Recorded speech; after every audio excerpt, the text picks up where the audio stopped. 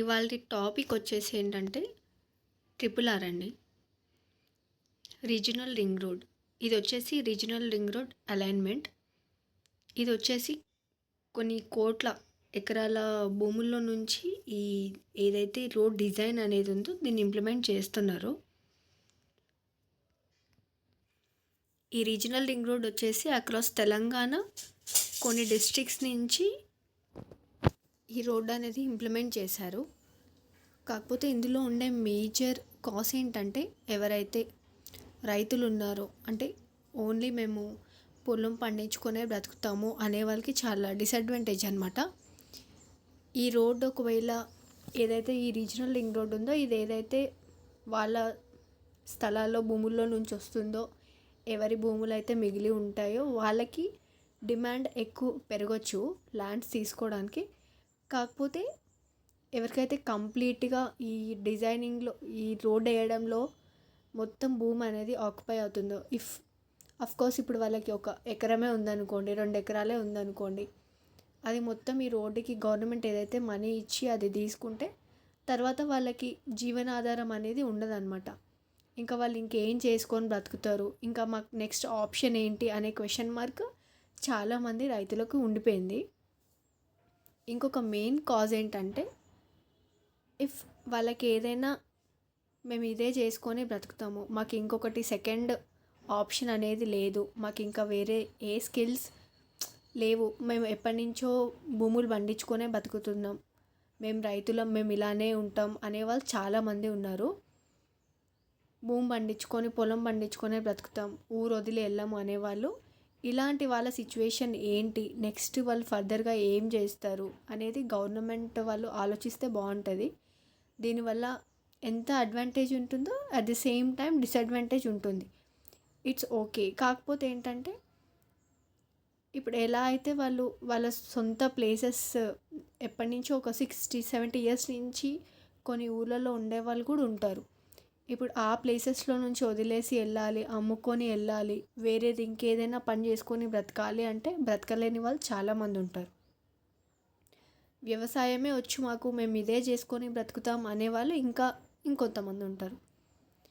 ఇప్పుడు ఏంటంటే చాలా ఈ రోడ్ వేయడంలో ఏవైతే లివింగ్ ప్లేసెస్ ఉన్నాయో, ఊర్లు ఉన్నాయో, కొన్ని ఇళ్ళు ఉన్నాయి గ్రామాలలో, ఆ ఇళ్ళ మధ్యలో నుంచి కూడా ఈ రోడ్డు పోతుందన్నమాట. ఇప్పటి నుంచి వాళ్ళు ఎప్పుడో ఈ రోడ్ శాంక్షన్ అయినాక ఈ రోడ్ వేయడానికి అప్రాక్సిమేట్ కొన్ని ఇయర్స్ పడుతుంది. కానీ వాళ్ళు పడే మెంటల్ టెన్షన్ ఇప్పటి నుంచి ఇట్స్ చాలా. సో ఈ రీజనల్ రింగ్ రోడ్ కిందకి కొన్ని డిస్ట్రిక్ట్స్ అనేవి సెలెక్ట్ చేసి ఉన్నారు మన తెలంగాణలో నుంచి. ఇంకా అలాగా 125 గ్రామాలలో నుంచి ఈ రీజనల్ రింగ్ రోడ్ అనేది వేస్తున్నారనమాట. ఇన్ని గ్రామాల్లో ఇప్పుడు ఎంతమంది రైతులు పొలాలు అమ్ముకొని వాళ్ళు ఇప్పటి నుంచే ధర్నాలు చేస్తూ రోడ్ల మీద నించొని ఈ టెన్షన్లతో రైతులు డిమాండ్ చేసేది ఏంటంటే, ఇప్పుడు మాకు 1 ఎకరం ఉంది, దానికో 20 lakhs పోతుంది, 30 lakhs పోతుంది అంటే they are asking that to give. ఇప్పుడు ఆ 20-30 lakhs ఇచ్చి మా ల్యాండ్ మీరు తీసుకోండి, మేము వేరే ఏదైనా చూసుకోవచ్చు. కాకపోతే ఇప్పుడు గవర్నమెంట్ వాల్యూ ఇంకా బయట ప్రైవేట్గా తీసుకునే వాళ్ళ రేటు రెండు ఒకటే ఉండదు. దాంట్లో ఒక 50% తక్కువే ఉంటుంది గవర్నమెంట్ ఇచ్చేది. సో వాళ్ళు అనేది ఏంటంటే మాకు వచ్చేదే ఇది, మాకు వచ్చే పనే ఇది, మీరు ఇప్పుడు మా భూముల్లో నుంచి రోడ్ అమ్మేసి మీకు వచ్చే వాల్యూ అమౌంట్ మాకు ఇస్తే మేము ఎట్లా బతకాలి అనేది వాళ్ళ ఇంటెన్షన్ అనమాట. నేను ఇక్కడ మీకు చూపించిన అలైన్మెంట్ వచ్చేసి ట్రిపుల్ ఆర్ డిజైన్ అలైన్మెంట్ అనమాట. రోడ్ ఎలా వస్తుంది, ఎన్ని గ్రామాల నుంచి వస్తుంది అనేసి మీకు ఇప్పుడు జూమ్ చేసి చూపిస్తాను. ఎన్నెన్ని విలేజెస్ చూడండి. ఇక్కడ మనకి ఈ అలైన్మెంట్లో పాయింట్అవుట్ చేసి ఇచ్చారనమాట.